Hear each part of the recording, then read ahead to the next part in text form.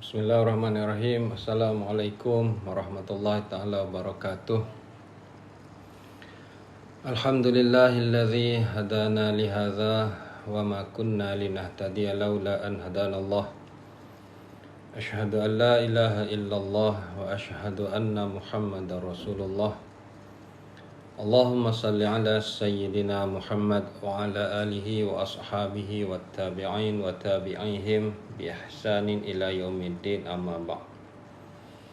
Syukur kita kehadrat Allah Subhanahu wa taala, pada malam ini kita dapat berjumpa sekali lagi di dalam siri-siri kelas dalam talian kita, kelas online.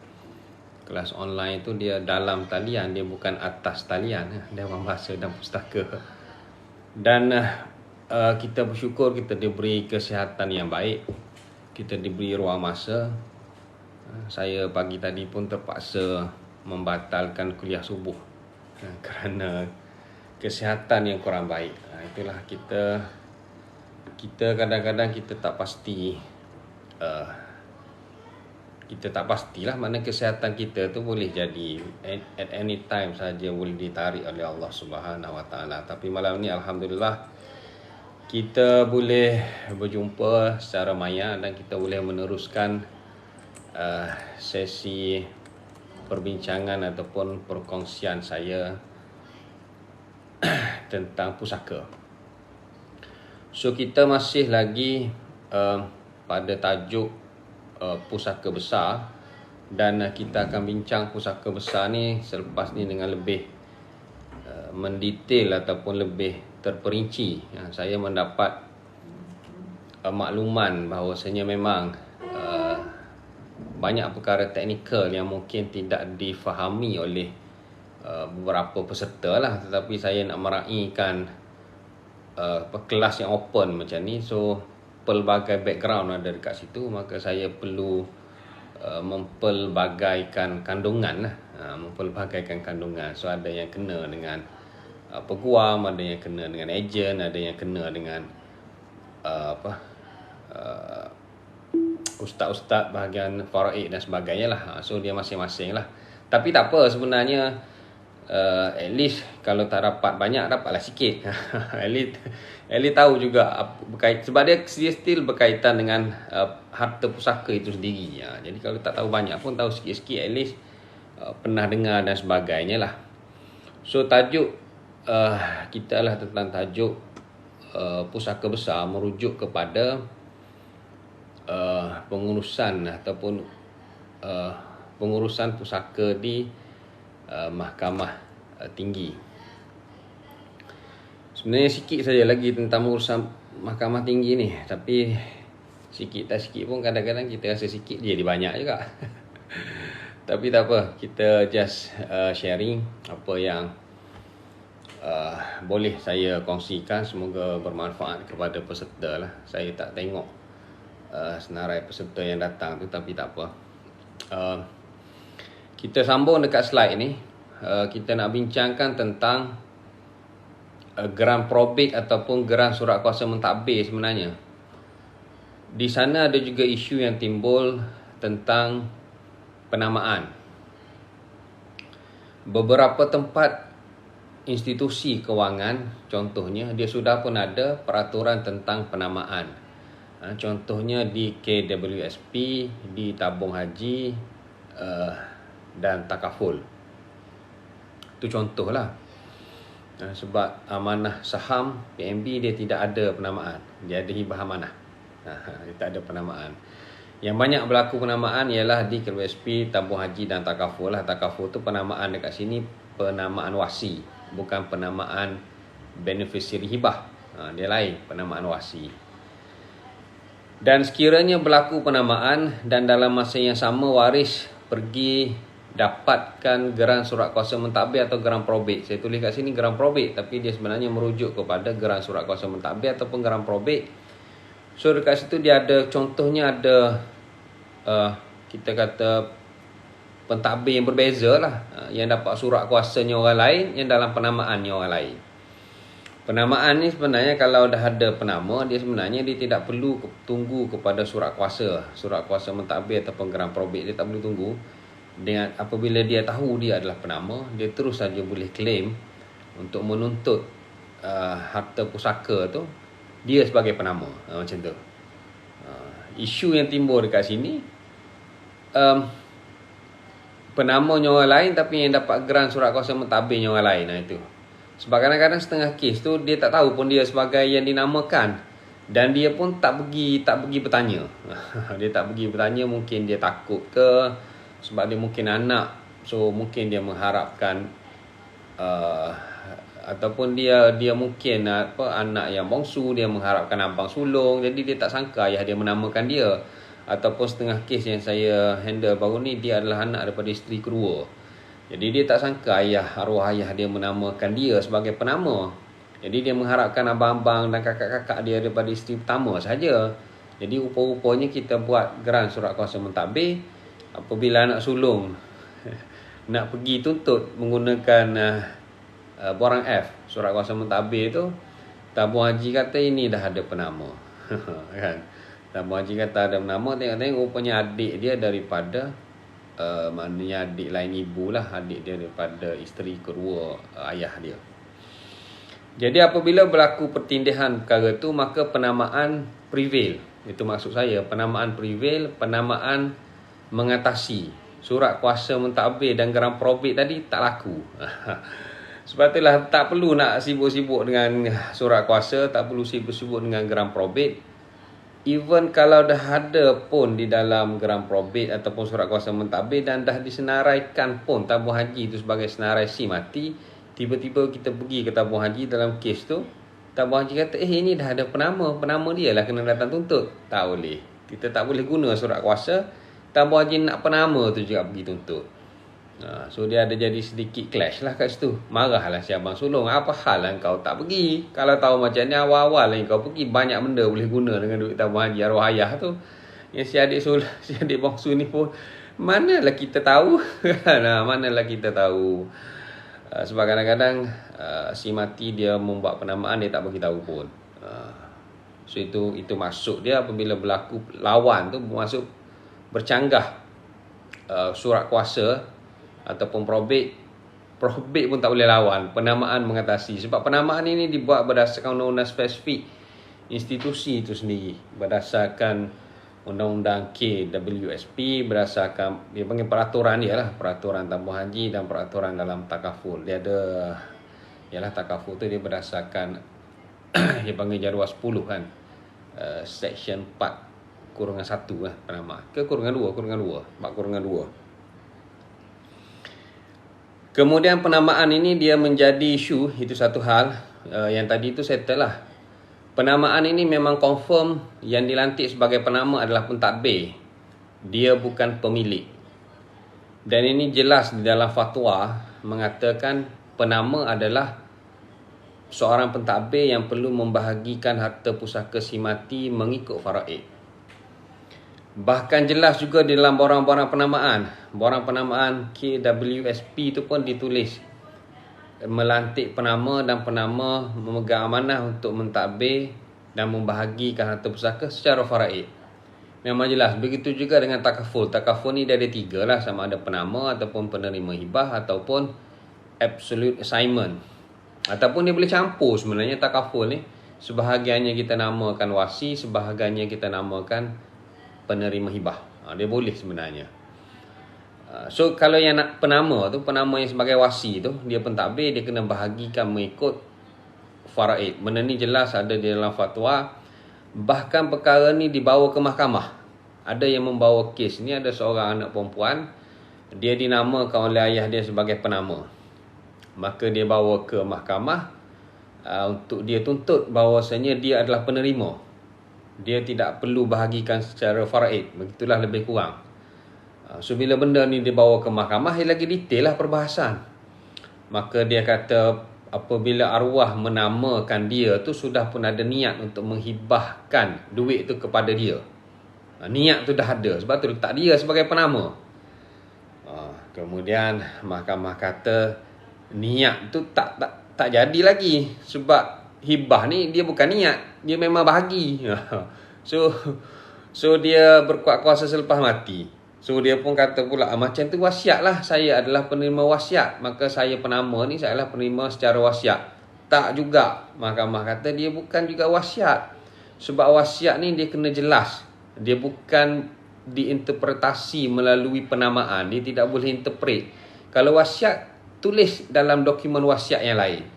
Saya dengan ini mewasiatkan duit tabung haji saya tu kepada anak saya. Jadi wasiat kepada waris lah. Kemudian anak saya tu jadi penama juga. Itu baru jadi wasiat. Dia tidak boleh dibaca secara interpretation. Penama tu sebagai penerima wasiat. Tak boleh juga hakim kata. Sebab penama hendaklah ditafsirkan sebagai pemegang amanah yang akan membahagikan mengikut faraid. Jadi macam tu. Kalau nak jadi hibah, nak jadi wasiat, hendaklah dibuat pada dokumentasi yang lain. Walaupun dia kebetulan dia adalah penama tabung haji, penama EPF, penama takaful, dalam masa yang sama dia tu sebagai nak menerima sebagai wasiat kepada waris contohnya, kena ada buat dokumen lain lah. Isu wasiat kepada waris kita dah bincang sebelum ni. Kalau wasiat kepada bukan waris lagi clear sebenarnya. So dia tidak boleh ditafsirkan melalui dokumen penamaan. Dokumen penamaan di Malaysia ini ditafsirkan sebagai pemegang amanah ataupun wasi lah, pentadbir yang perlu membahagikan mengikut faraid. Itu dia bendanya. Kemudian isu penamaan ni nampak ringan tetapi sebenarnya complicated. Contohnya di KWSP. Saya pergi satu persatu. Contohnya penamaan di KWSP. Penamaan di KWSP ni dia hanya menerima waris-waris yang berhak menerima harta pusaka secara faraid. Kita ada 15 waris lelaki dan kita ada 10 waris perempuan. 15 tu termasuk hamba sebenarnya. Tuan hamba, bukan hamba, tuan hamba, mu'tak. Tuan hamba lelaki dan puan hamba perempuan. Sekarang tak adalah tuan hamba dengan puan hamba. Jadi senarai itu sepatutnya 14 waris lelaki dan 9 waris perempuan. So 14 tambah 9, 23. Hanya 23 waris ini sahaja yang sah menjadi penama di tabung haji. Di tabung haji, bukan di KWSP, di tabung haji. Tabung haji apabila kita meletakkan penama, dia ada rule, dia ada peraturan dia. Hanya waris-waris faraid ini sahaja yang berhak dinamakan sebagai penama. Dia bukannya waris faraid itu wajib terima. Dia kalau dia terhijab, terdinding, dia tak terima lah. Tapi dia boleh jadi penama. Bermaksud kalau seseorang itu menamakan isteri dia sebagai penama di tabung haji, kemudian dia bercerai. Orang tu dia bercerai tetapi dia tidak update penamaan di tabung haji. Maka dia menjadi bekas isteri, maka dia menjadi janda. Kemudian meninggal, si mati meninggal, maka penamaan kepada janda tadi terbatal. Janda tadi dia tak boleh pergi dekat tabung haji, dia kata saya yang dinamakan, so saya nak claim duit tabung haji si mati ni kepada saya, untuk saya jadi pentadbir lah, saya akan urus lah.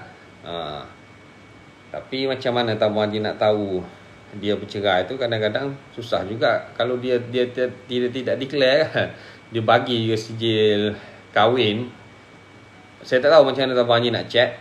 Tapi kalau lah bercerai, didapati bercerai, memang dia tidak layak lah, maknanya penamaan itu terbatas secara automatik. Itu saya dimaklumkan di tabung haji lah. Saya berprogram dengan pegawai tabung haji masa COVID dulu saya rasa.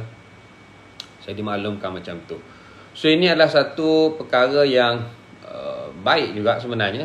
Sebab selalunya janda ni dia akan jadi masalah apabila dia claim dia penama dan dia sudah tidak ada hubungan dengan si mati sebab dia bekas.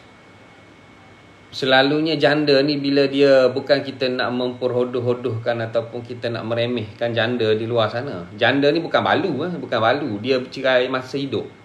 Kena faham beza antara janda dengan balu. Janda ni dia bercerai semasa hidup. Tetapi si mati dia tidak update, dia tidak mengemaskinikan penamaan tu. Jadi si janda tadi masih lagi penama. Dan dia boleh keluarkan di KWSP dan di takaful. Tapi tidak di tabung haji sebab penamaan dia dikira sebagai terbatal. Macam tu. Tapi walaupun berlaku perceraian, dinasihatkan pergi update lah pergi update. Tetapi kalau kita memang nak bagi dekat janda, tak apalah. Sebab janda tu jaga anak kita. Contohnya lah, anak si mati tu dijaga oleh, sebab dia pun tak kahwin baru kan. Kalau janda tak jadi isu sangat, tak jadi isu. Kalau yang jadi isu, jadi isu. Lebih-lebih lagi kalau si suami tu dia ada isteri baru, dia ada jadi pergaduhan antara balu dengan janda. Dan saya ada handle jugalah balu lawan janda ataupun janda lawan balu. Balu lawan janda sebenarnya. Sebab janda buat dek je. Jadi balu yang terpaksa ambil tindakan terhadap janda.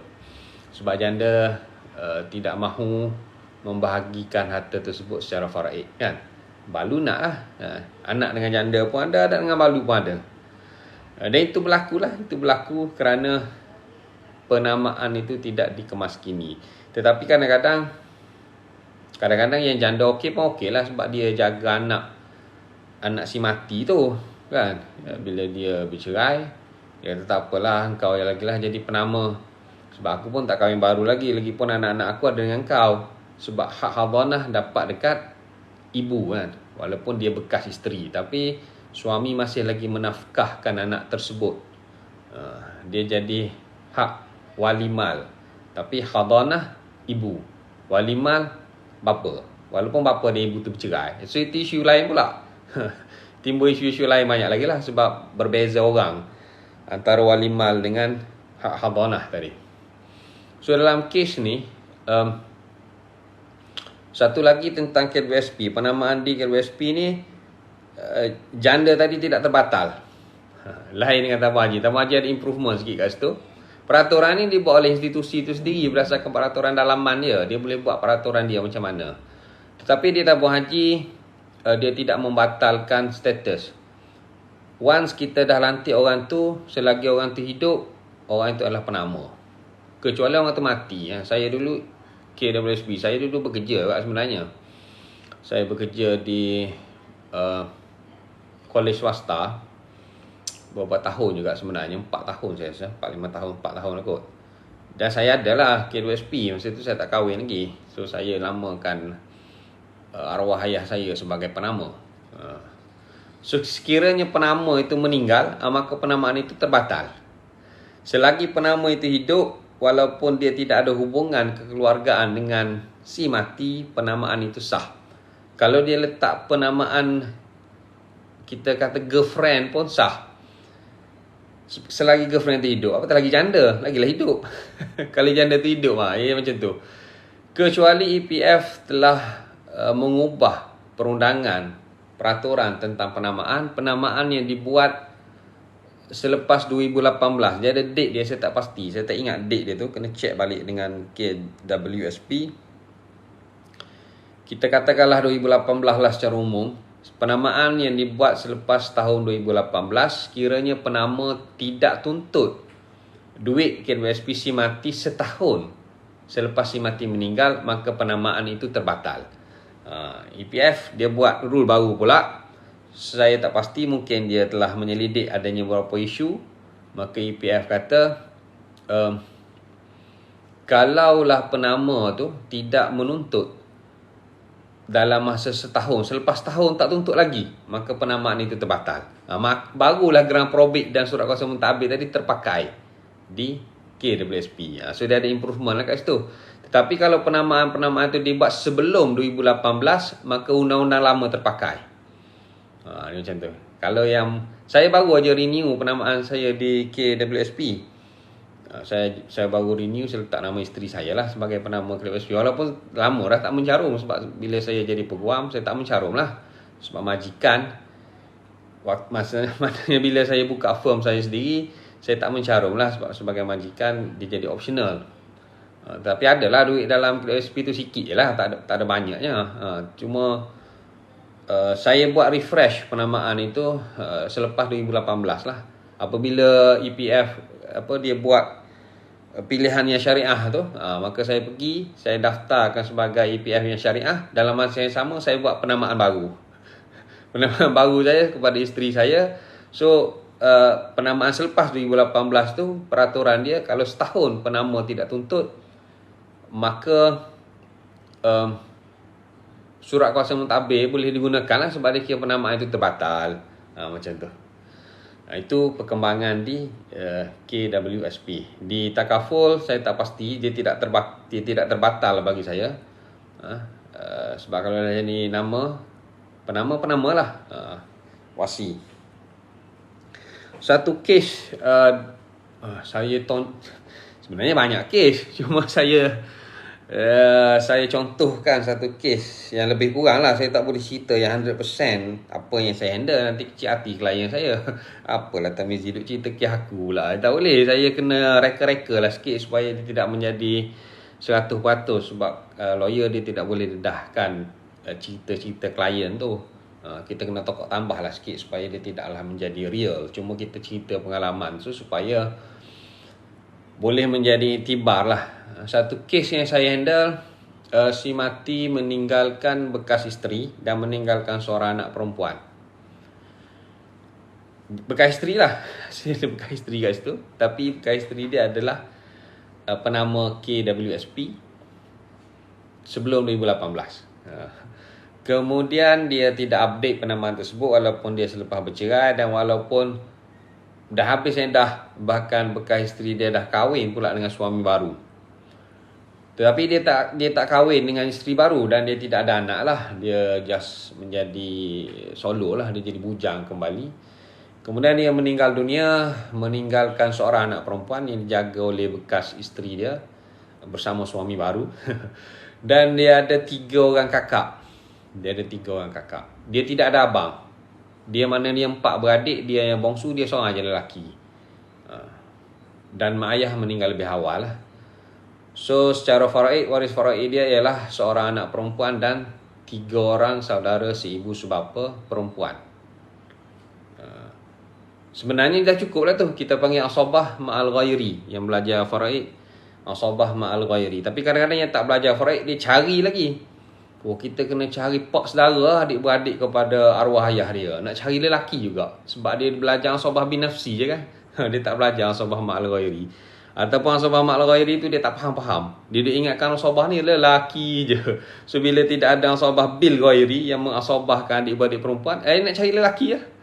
Walhal adik-beradik perempuan tu mengasabahkan anak perempuan. Dia perempuan je kat situ. Jangan pula kita duk fikir waris perempuan ni lemah, kena cari juga orang lelaki. Memang tak ada lelaki dalam kes tu. Bukan tak ada lelaki, dia ada lah pak saudara, tapi tak perlu pun. Pak saudara tu tak perlu sebab harta sudah pun diasabahkan oleh anak perempuan dan adik-beradik perempuan. Perempuan saja waris. 4 orang waris. Seorang anak perempuan dan 3 orang saudara seibu sebapa perempuan. Settle. Sebab tu kena belajar faraid awal-awal lagi. Sebab kalau cari juga lelaki penat. Kena belajar asabah bin nafsi saja. Asabah ma'al ghairi, anak perempuan dapat 1/2, 3 saudara seibu sebapa perempuan dapat 1/2. 1/2 dibahagi 3, dia panggil, dia rasa masalahnya 2 lah. Cuma kita kena tasheh ni, kita congak sekejap. 1/2 bahagi 3 bermaksud 1/6 lah. Sebab 2 tu kena darab 3. So setiap saudara seibu sebapa perempuan dapat 1/6, 1/6, 1 perempuan, 1/6. Anak perempuan dapat 1/2 bersamaan dengan 3/6. Jadi cukuplah 6/6. Macam tu. So surat kuasa mentadbir diberikan kepada kakak dia, salah seorang kakak. Bawa kepada EPF. Tapi EPF kata sini sudah ada penama, iaitu nama sekian-sekian. Rupanya penama dekat situ masih lagi bekas isteri si mati. Nasib baik bekas isteri si mati tak keluarkan lagi duit. Walaupun dia boleh keluarkan. Dia boleh keluarkan at any time. Dia pun bagus jugalah. Dia kata dia tidak mahu menimbulkan konflik kalau dia keluarkan. Walaupun ada hak, dia boleh bagikan kepada anak dia 1/2. 1/2 tu dia kena bagikan dekat kakak ipar dia, bekas kakak ipar dia lah. Tapi dia tak buat juga sebab dia tak nak dituduh sebagai gelojoh dan sebagainya lah. Tapi dia jadi isu juga kat situ. Sebab janda ni dia akan ada benda-benda yang dia claim lah. Yang saya satu lagi kes tu, balu lawan janda tu lagilah banyak. Dia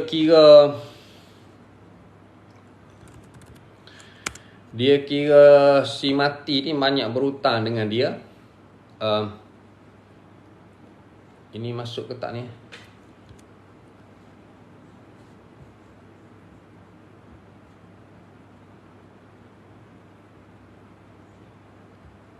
Saya masih lagi share screen kan?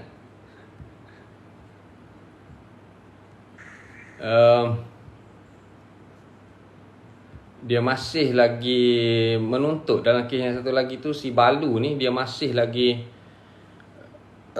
bukan malu, janda tu membuat tuntutan-tuntutan yang tidak logik lah. Mana dia kata semasa arwah ni hidup, banyak yang arwah berhutang dengan dia.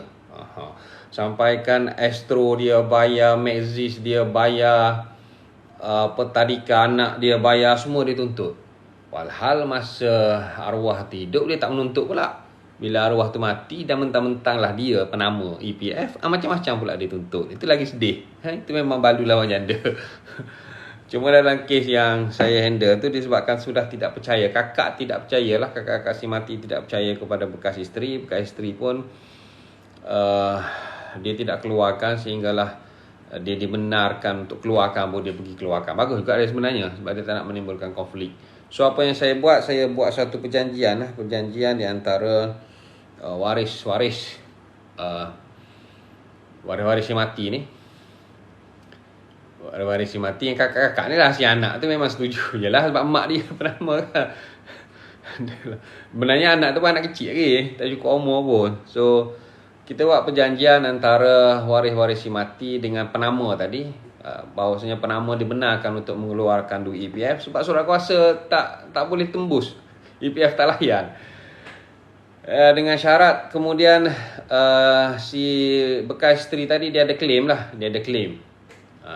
Tapi claim dia tu tak adalah claim yang tak logik tadi. Tak adalah claim pasal Astro, Maxis, apa semua tu. Sebab benda tu masa hidup engkau sudah halal kan. Bila mati pun kau nak tuntut, tak jadi juga sebenarnya. Benda tu macam kau mengambil kesempatan lah. Mentang-mentang lah kau penama, habis semua benda kau nak claim kan.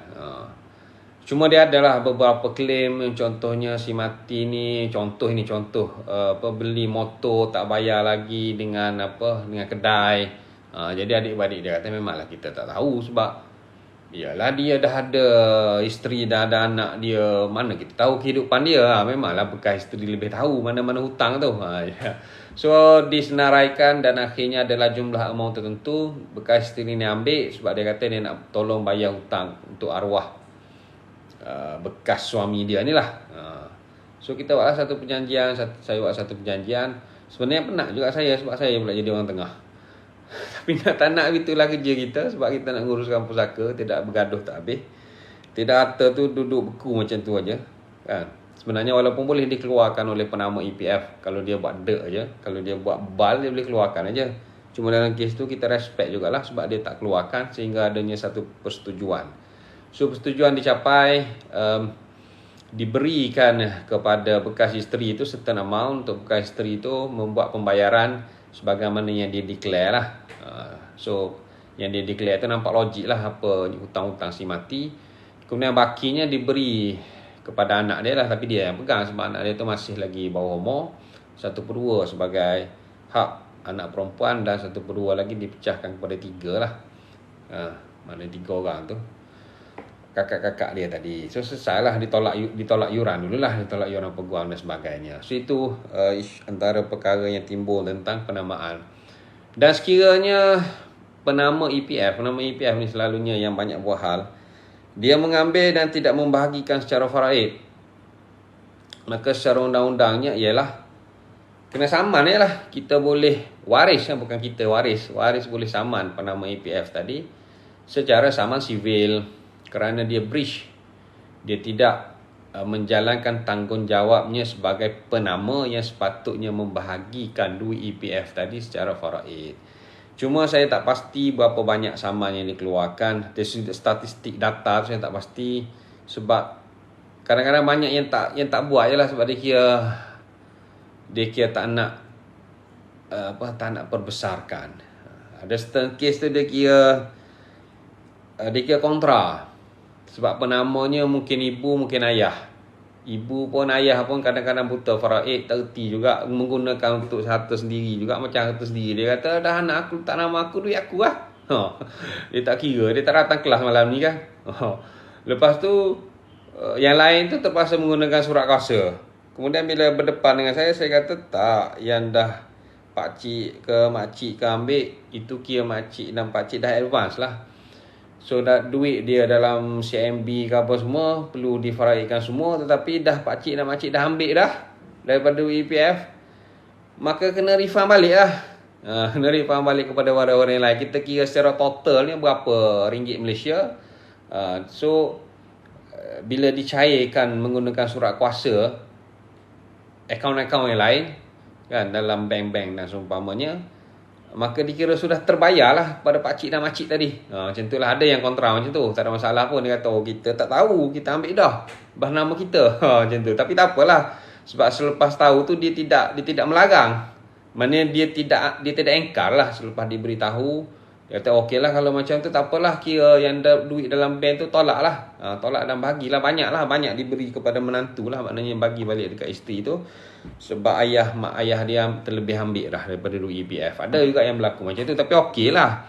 Selepas kita inform dan kita bagi tahu secara baik, dia mengakulah sebab dia tiada knowledge, yang dia faham EPF tu hak dia. Tapi lepas dia explain, boleh faham dan dikontra balik lah. Kita set off balik dengan duit yang lain. Dapatlah juga isteri dan anak-anak tu mengikut faraid. Itu kira settle lah. Dia cuma terambil awal saja. Yang jadi masalah, lepas diberitahu pun tak settle juga. Dia kira duit dia juga.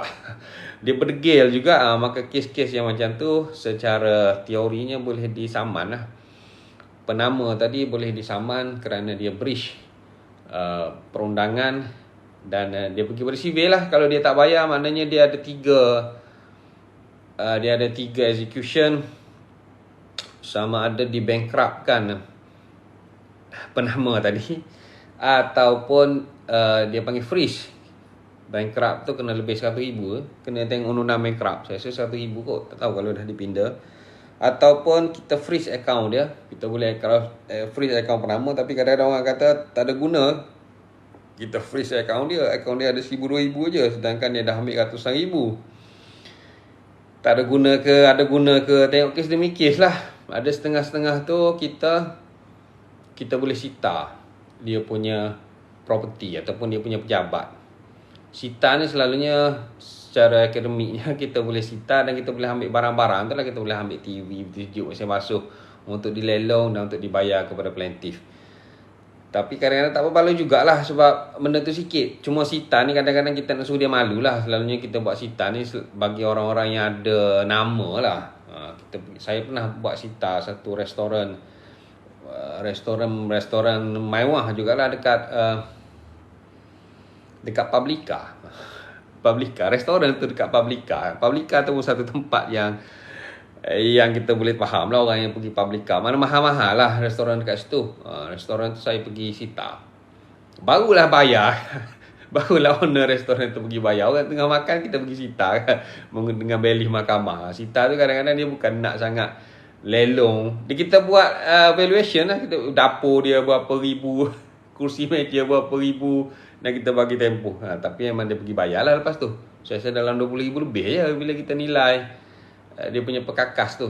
Sita adalah salah satu benda boleh dibuat, tapi lebih kepada psikologi untuk force orang yang kena saman tadi, orang yang sudah mendapati bersalah lah. Mahkamah sudah menjatuhkan dia sebagai salah, maka dia bertanggung untuk bayar. Tapi tak bayar juga. Dia ada 3. Sita, freeze account, ataupun bankrupt lah. Kalau bankrupt, kita boleh pula melelong harta-harta dia. Kalau dia ada banyak harta, kita boleh bankruptkan dia dan kita minta insolvensi melelong harta dia. Sebab lelong dibayar kepada insolvensi akan bayar kepada pemiutang yang membawa kes tu. Itu kalau worst case scenario, kalau sampai ke peringkat kena saman menyaman. Tapi saya tak buat tu benda-benda macam tu. Saya tak buat sebab saya sudah tidak ada tenaga untuk buat. Sebab saya sole proprietor, saya memang tak buat. Boleh cari kawan-kawan kita yang lain untuk buat kalau timbul isu-isu macam tu lah. Kemudian penamaan satu lagi yang saya nak sebut ialah tentang penamaan CPF. Dia panggil di Singapura. Di Malaysia kita panggil EPF, di Singapura kita panggil CPF. Di Singapura ni, penamaan CPF di Singapura, penama itu dikira sebagai penerima hibah. Dia lain. Dan kita tak boleh kias di Malaysia walaupun kita berada di Johor dan kita selangkah aja nak pergi Singapura. Singapura undang-undang Singapura, Malaysia lah undang-undang Malaysia. Malaysia penama adalah pentadbir, Singapura penama adalah penerima hibah. Sebab borang dia tu lain. Borang di Malaysia dia tidak ada borang hibah. Borang penamaan di Malaysia yang Islam ni adalah penama. Borang penamaan CPF di Singapura, penama itu adalah penerima hibah. Kalau dia nak bagikan ikut faraid di Singapura, dia jangan letak penama. Bila dia tak letak penama, maka orang-orang Islam Singapura akan membahagikan, dia akan ambil surat kuasa lah, akan ambil surat kuasa dan dia akan bahagikan duit CPF itu mengikut faraid. Tapi once dah ada penama CPF, itu dikira penerima hibah. Sebab borang penamaan CPF di Singapura tu penerima hibah. Bahkan hibah rukbah boleh dibuat. Cuma hibah rukbah tu saya rasa dia kena buat berasingan lah. Dia kena buat secara, saya tak pasti CPF kalau nak buat hibah rukbah dia kena buat berasingan. Sebab hibah di dalam CPF di Singapura adalah hibah mutlak. Maknanya kalaulah dia mati, duit tu menjadi milik, dia bagi hibah amanah lah masa dia hidup, tak jadi pun lagi milik penerima hibah sebab tak cukup pun lagi umur persaraan. Tapi kalau dia mati, duit tu akan jadi milik penerima tadi, penama tadi sebagai penerima hibah. Dia bukan faraid. Sebab borang dia lain. Dia ini diputuskan oleh Majlis Ugama Islam Singapura dalam fatwa dia 2019. Baru lagi. Ini 2023, 4 tahun lah. Maknanya lain lah. Lain. Sebab saya tak nak komen banyak lah. Sebab itu adalah undang-undang negara. Negara Singapura dia mengiktiraf pandangan yang membenarkan duit CPF itu dihibahkan. Ulama-ulama di Malaysia, mufti-mufti di Malaysia tidak pakai pendapat tersebut. Ini kalau nak bahas pasal beza pendapat panjang pula lah. Panjang pula lah sebab kita kena tahu definisi mal, definisi qobat, definisi milik utam, panjang bahas. Bukan dekat sini saya nak cerita isu penamaan tu je. Saya bukan nak bahas isu definisi mal, takrif mal dan sebagainya, takrif qobat dan sebagainya. Beza khilaf ulama pun saya tak nak bahas. Saya bahas dalam slot-slot sebelum ni. Cuma di Singapura, Majlis Ugama Islam Singapura mengambil pendapat yang lain yang membenarkan duit CPF itu dihibahkan. Walaupun pemilik dia sendiri pun tak boleh guna lagi. Tak boleh gunalah sebab dia kira simpanan hari tua, kau muda lagi. CPF dengan APF ni sama je. Dia buat oleh kerajaan. Dah untuk hari tua dah hanya boleh dikeluarkan bila cukup umur 56 kalau tak salah saya, ataupun 55. Jadi tak sampai masa tu tak boleh. Tapi boleh hibah di Singapura sebab dia guna pendapat yang lain. Di Malaysia masih lagi pendapat yang lain walaupun kita negara berjiran. So jangan terpengaruh dengan Singapura. Cuma kita boleh, sebab tu saya kata lebih banyak cari makan di Singapura sebenarnya. Sebab di Singapura kita boleh buat hibah rukbah tu pula. Hibah rukbah, hibah rukbah bagi tanah pula kan, bagi tanah pemilikan bersama. Dia ada pula satu lagi fatwa di Singapura membenarkan hibah rukbah bagi pemilikan 1/2. Dia panggil joint tenant. Singapura banyak dia pergi advance sikit. Okey, itu adalah tentang penamaan. Kemudian sikit lagi tentang pusaka besar. Di High Court apabila kita nak pindah, sebab di pusaka kecil kalau kita ada aset tertinggal, kita filekan borang P dan kita boleh filekan borang P berkali-kali. Saya ada satu kes tu dah 4 kali borang P. sebab harta tertinggal. Sebab yang tertinggal ni selalunya macam contohnya geran tanah yang berkongsi. Jadi isteri dia, saya pun tak tahu, arwah suami saya ada juga dia terima pusaka mak ayah dia, so dia ada pemilikan bersama dengan adik-beradik dia yang lain. Sebab geran tanah tu disimpan oleh abang dia. Rupanya ada juga nama dia kan. So geran kongsi ni kadang-kadang tertinggal. Sebab dalam urusan pusaka mula-mula borang A tu dibuat yang dia je lah. Bahkan saya pernah sampai 4 kali borang P, 3 kali borang P lah. Sekali borang A, 3 kali borang P. Sebab tertinggal kan. Sampai pegawai pusaka pun, saya buka lagi file ni Termizi. Yelah tak apalah puan, buka lagi lah. Ada lagi yang tertinggal puan. Itulah. So kalau di High Court, kalau lah ada aset yang tertinggal, kita kena buat pindaan lah. Kadang-kadang bukan aset tertinggal, kadang-kadang nombor geran tu yang berbeza. Itu kadang-kadang kita kena marah dekat klien, klien marah kat lawyer. Kenapa dulu silap? Saya kata bukan silap puan. Dulu memang nombor geran dia tu lain. Nombor geran dia dulu contohnya ialah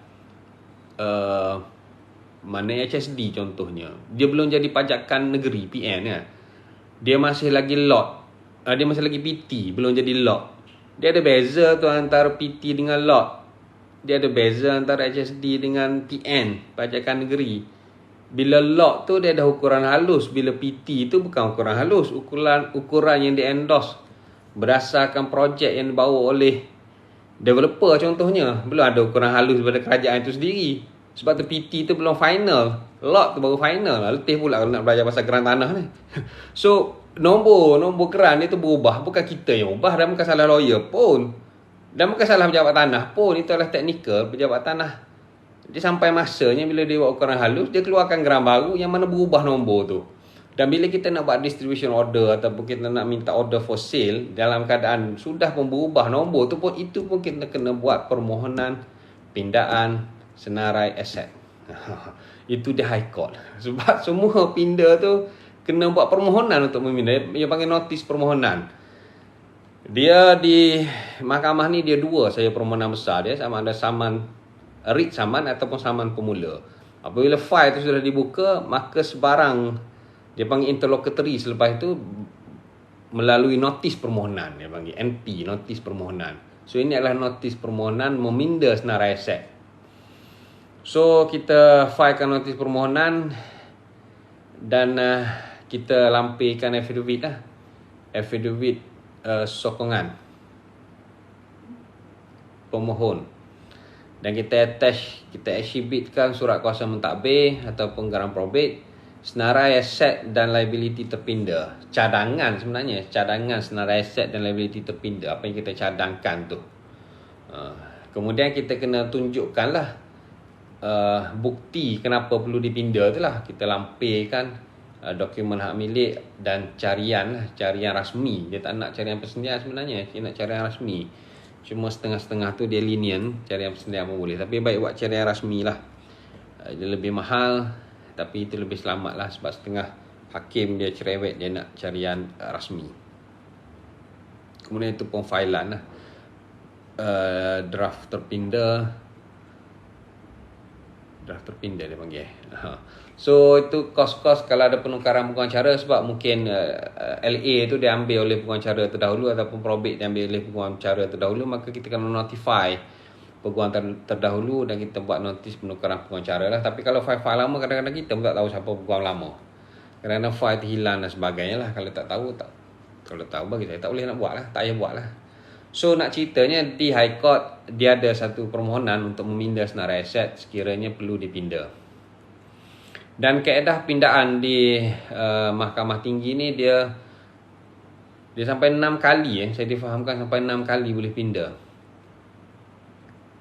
Kalau sampai satu tahap banyak sangat, kita kena buat yang fresh. Macam tu. Tapi saya tak pernah lah, pengalaman saya sampai hijau saja. Pertama kali pinda, dia panggil pinda dakwat merah. Pindaan kali kedua, pindaan menggunakan dakwat hijau. Pindaan kali ketiga, pindaan menggunakan dakwat ungu. Pindaan kali keempat, pindaan menggunakan dakwat kuning. Kelima dan keenam saya tak pasti dakwat apa lagi. Sebab itulah kadang-kadang di firma guama yang lama-lama dulu ada pen warna-warni. Ada pen warna merah, hijau, merah tu biasalah, hijau, ungu, kuning. Sebab pindaan ni lah. Tapi sekarang tak apa, sebab kita guna Microsoft Word, kita warnakan dalam Microsoft Word tu aja, tak payah guna pen pun. Ya, tapi kena pandai lah guna. So kita ya ada kaedah dia lah menggunakan pen tu lah. Saya saja dedahkan sajalah. Leceh nak buat benda ni, yang penat. Kemudian yang lastnya saya nak cerita tentang ini. Walaupun ini bukan melalui akta probate, ini adalah melalui akta Aksamenta 2001, tapi dia berkait dengan Mahkamah Tinggi, maka saya masukkan juga di dalam tajuk ni lah. Tentang permohonan pelantikan jawatan kuasa untuk orang dan estate. Ini adalah bagi seseorang yang OKU mental. Seseorang yang sudah punya anyuk, contohnya saya pun ada beberapa kes ni yang anyuk ni. Kita selain daripada, kalaulah dia ni pewaris tapi dia ada masalah mental, sama ada dia nyanyuk ataupun dia masalah mental lah, macam-macam lah masalah mental ni kan. Ada yang di Tanjung Rambutan pun ada. Satu kes saya tu dia di Tanjung Rambutan, dia kata seluruh penduduk di Perak adalah rakyat saya, sebab Perak Darul Rizwan, saya adalah Rizwan. Memang dia nama Rizwan. Saya ingatkan apa dia nama Rizwan. Dia kata semua orang Perak tu adalah rakyat dia, sebab dia lah sultan yang sebenar, sebab nama dia Rizwan. Perak kan Darul Rizwan, dia kata. Jadi semua rakyat dia. Saya kata memang betul lah kau masuk Tanjung Rambutan. So yang ada masalah mental ni, selain daripada pelantikan pemegang amanah biasa melalui yang apa, kalau pusaka kecil dia panggil TSA, tidak sempurna akal, atau dibuat pelantikan wali mal kepada orang-orang OKU ni, kita ada satu lagi pilihan, dia panggil permohonan jawatan kuasa untuk orang dan estate di bawah Seksyen 58 dan 59 Akta Kesihatan Mental 2001. Kenapa saya sebut benda ni? Sebab benda ni memudahkan. Sebab bila kita lantik jawatan kuasa untuk orang dan estate, Mahkamah Sivil mengesahkan ini adalah jawatan kuasa untuk orang dan estate, sekiranya orang yang occupmental tadi meninggal, kita tak perlu pun surat kuasa dia. Itu maksudnya. Kita tak perlu nak buat surat kuasa. Occupmental ni dia ada harta, tapi kita tak perlu guna pun surat kuasa dia, sebab jawatan kuasa untuk orang dan estate ni dia berkuasa semasa orang OKU hidup dan selepas orang OKU mati. Mati pun jawatan kuasa ni dah berkuasa. Sebab tu saya kata alang-alang dia dah OKU yang mental, dan kita nampak dia memang tidak ada harapan pun untuk sembuh daripada sakit mental dia. Ada yang sembuh dekat Tanjung Rambutan, ada yang sembuh. Bahkan ada yang pegawai Petronas tu sembuh. Dia bunuh isteri dia, tetapi bicara dia didapat tidak bersalah, sebab semasa dia membunuh isteri dia, dia gila. Dia ada masalah mental. Kemudian dia memang masuk Tanjung Rambutan, gerbak-gerbuk. Beberapa tahun selepas tu dia dikeluarkan dari Tanjung Rambutan sebab disahkan sudah pun sihat daripada gangguan mental. Kes tu dia jadi famous sebab dia claim harta pusaka isteri dia, tapi mahkamah mengatakan al-qatil la yarith. So dia tidak layak untuk mewarisi harta isteri dia, walaupun dia didapati tidak bersalah di mahkamah, sebab dia mental masa dia bunuh isteri dia tu. Maka disebut kriminal tu dia terlepas lah. Sebab mana bukan murder lah, bukan murder. Bahkan bukan culpable homicide nak omong murder pun, bukan second degree murder pun, sebab dia gila kan. Dia gila ni defense lah, satu defense terhadap criminal tu, criminal murder tu. Defense dia ialah tidak sempurna akal tadi, gila. Gila satu defense. Satu lagi defense ialah act of God. Yang tak pernah lepas pun. Satu lagi defense orang buat adalah defense gila. Bila dituduh jenayah dia kata dia gila. Sama ada peguam menasihatkan supaya dia mengaku dia gila, ataupun peguam dia yang gila-gila untuk defend dia gila-gila. So tapi dalam kes tu jadi menarik sebab dia memang disahkan oleh mahkamah sebagai gila, masuk Tanjung Rambutan, kemudian dia sembuh daripada gila dia. Kemudian bila lepas dia sembuh, dia pula tuntut harta pusaka. Tapi mahkamah adalah kawan-kawan saya juga, benar lawyer-lawyer dia tu pun tidak membenarkan lah dia suami yang tidak mendapat harta pusaka arwah isteri lah, sebab al-qatil la yarith. Walaupun dia qatil tu masa dia gila. Dia tak kira sama ada kamu bunuh al-qatilul amdu ataupun syibhul amdu ataupun al-khata', kau tak dapat juga. Mahkamah ambil pendapat tu lah. So saya nak sebut yang dekat sini, apabila kita tahu seseorang tu sudah pun OKU mental, kita ada satu option, iaitu pelantikan jawatan kuasa untuk orang dan estate. Ini pun saya ada satu kes yang dibawa kepada saya.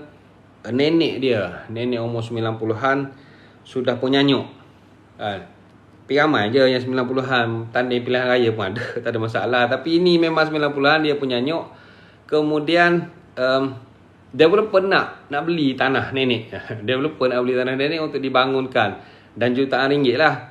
Tapi neneknya neneknya sudah punya nyok. Jadi penyelesaiannya ialah kita kena buat satu permohonan untuk pelantikan jawatan kuasa untuk orang dan estate. Siapa yang nak jadi jawatan kuasa? Jawatan kuasa ni seorang pun boleh jadi jawatan kuasa. Maksimum kalau tak salah saya 4 orang jawatan kuasa untuk orang dan estate. So waris tu dia kena filekan sama ada saman pemula ataupun writ saman bergantung kepada fakta kes. Kalaulah kes tu tidak ada perbalahan tentang fakta, maka memadai dia filekan saman pemula. Peguam faham lah apa beza antara saman pemula dengan writ saman. Writ saman ni kalau ada fakta yang tidak dipersetujui, contohnya dalam kes tu dia asalnya masalah mental dia sikit saja. Lepas tu bila abang dia jaga dia, abang dia tidak membawa dia jumpa doktor mental ni mengikut jadual. Tapi abang dia kata memang dia dah mental pun. Tapi si kakak dia kata sebab dia lebih teruk mental dia sebab kau lah tak bawa jumpa doktor sedangkan kau jaga dia masa tu. Itu pun saya ada satu kes. Si kakak ni dia mental, tapi dia mental baru je. Dia kerja, dia beli rumah, lepas tu baru dia mental. Saya tak tahu dia stres ke apa, tapi dia tak kahwin lah. Dia tak kahwin, tak ada suami dan tidak ada anak. Kemudian dijaga oleh abang dia. Kemudian si kakak dia pula cabar. Dia kata kau jaga kakak perempuan ni tak pandai, menyebabkan dia makin lama makin gila. Sepatutnya kau bawa dia jumpa doktor mengikut on time yang dijanjikan, barulah dia punya capacity tu reduce tu, dia tak teruk sangat. So dia ambil alih daripada abang dia.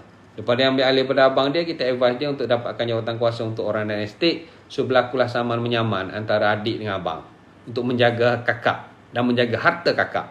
Sebab tu dia panggil jawatan kuasa untuk orang dan estate. Orang tu section 58, estate tu 59 sectionnya. Jadi dia berhak untuk menjaga badan tubuh kakak dia tu yang ada masalah documental, dan dia juga berhak untuk menjaga estate harta-harta kakak dia masa kakak dia hidup dan selepas kakak dia mati. So dia adalah kat situ pertikaian antara dua beradik tu, sebab abang pun nak jaga, adik dia pun nak jaga. Jadi dia adalah, so yang pentingnya kita kata orang yang mental tadi dia kena disahkan dulu dari doktor. Doktor kena sahkan dulu dia tu mental. Kalau tidak dia jadi pramatang. So saya cuma nak ceritakan di sana ada satu option. Kalau betul-betul perlu, kita buat permohonan untuk orang dan estate. Macam yang nenek yang nyanyuk tadi, dia buat permohonan untuk orang dan estate, dapatlah kat jawatan kuasa. Jawatan kuasa tu bolehlah sign dengan developer tu, JV dengan developer dan sebagainya lah, untuk pembangunan tanah tersebut dan sebagainya. Dia tak perlu tunggu mati. Dia kadang-kadang dokumenter ni yang panjang umur walaupun dia bedridden. So tak perlu nak ambil tanda tangan dia secara tak betul dan sebagainya. Sebab itu akan banyak dipertikaikan lah. Nak ambil cok jari dia kadang dia tak sedar dan sebagainya. Lebih baik dibuat suatu jawatan kuasa untuk orang dan estate supaya perjalanan itu lebih betul. So saya ingat itu saja perkongsian saya tentang pusaka besar. Kita akan sambung minggu hadapan saya akan masuk tajuk ni dengan lebih mendetail tentang di Mahkamah Tinggi. Saya akan masuk tentang pertikaian probate, ataupun kita panggil contentious probate lah, pertikaian probate ataupun perbalahan probate. Walaupun nampak macam terlalu teknikal, tapi saya seorang awam boleh faham lah, sebab saya just nak cerita tentang caveat, saya just nak cerita tentang sitasi, perkara yang basic di dalam pengurusan ataupun perbalahan hal-hal pusaka di Mahkamah Tinggi. Apa yang baik datangnya daripada Allah Subhanahu Wa Taala, apa yang kurang tu kerana kelemahan saya. Kita tutup dan saya akan baca lah soalan kalau ada. Kita tutup dengan membaca tasbih kafarah dan surah Al-Asr.